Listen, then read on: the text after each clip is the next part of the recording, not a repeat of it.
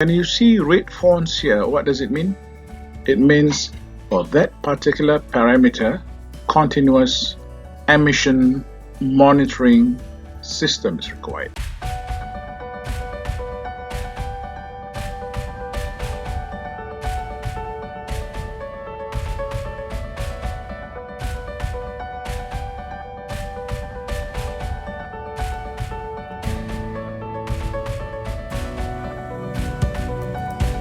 Assalamualaikum warahmatullahi wabarakatuh. Tujuan saya hanya membantu dalam bentuk membuat video supaya ia lebih mudah akses melalui YouTube. We are going to look into the clean air regulations more in depth, the interpretation of regulation 13. We will look into the third schedule for heat generation and power generation plant for the production of electrical power. We are looking into activities in the first schedule.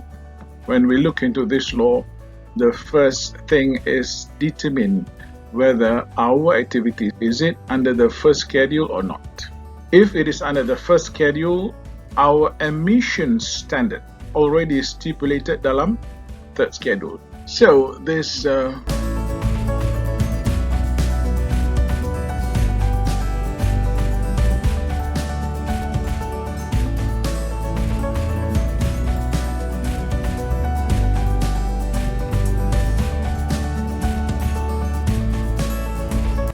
500 milligram per meter cube when they're using solid and liquid fuel.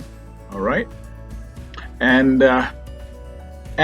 for nitrogen dioxide, if they are using gas, the emission standard 350 milligram per cubic meter. And watch out, do you see all this in red fonts? When you see red fonts here, what does it mean?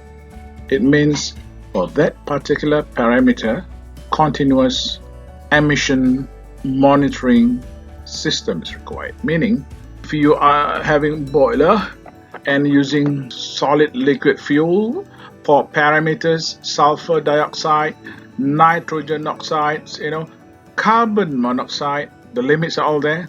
Even using gas and also total particulate matter, you need to have continuous emission monitoring system that will be recording the emissions continuously and shall be connected with the authority, namely the DOE. Okay, and for hydrochloric acid, it's only applied if it is more than 10 megawatts production and using solid and liquid fuel. This one don't require continuous emission monitoring. I think you know the reason why.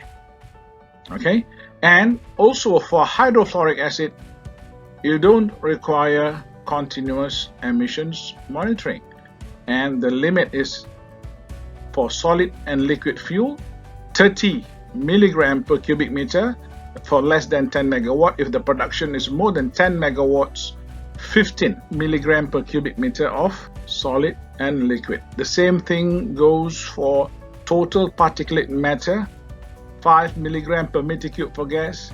Total mercury, if they are using solid and liquid, normally solid fuel here, perhaps bituminous or sub-bituminous coal.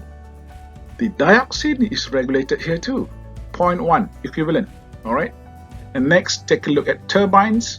What is applicable is only two parameters, nitrogen oxide and also carbon monoxide from the turbine. So this is regulated, and both this parameter requires CEMS, continuous emission monitoring. And for combined cycle genset, take a look. If they're using liquid and gas, 600 milligram per cubic meter of nitrogen oxides, or actually nitrogen dioxide. Carbon monoxide is regulated 650, and the limit of 80 milligram per cubic meter of total particulate matter if they're using liquid and gas fuel for combined cycle genset. So that's about it for the heat and power generation plant, subclause A under third schedule.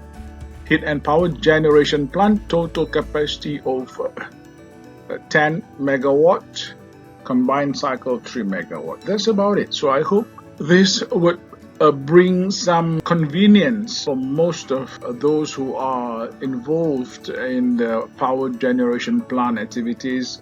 And also I hope the external auditors will find this convenient. Prior your audit, all you got to do is view this video. I hold no copyright. Just wish me longevity to pursue this work. Doakan saya kalau ada manfaat untuk sesiapa, panjangkan umur saya. Hopefully ada manfaat untuk orang lain. This is the best I could do for you. Thank you very much for the time. I wish everybody Assalamualaikum warahmatullahi wabarakatuh. Have a good day. See you in the next video.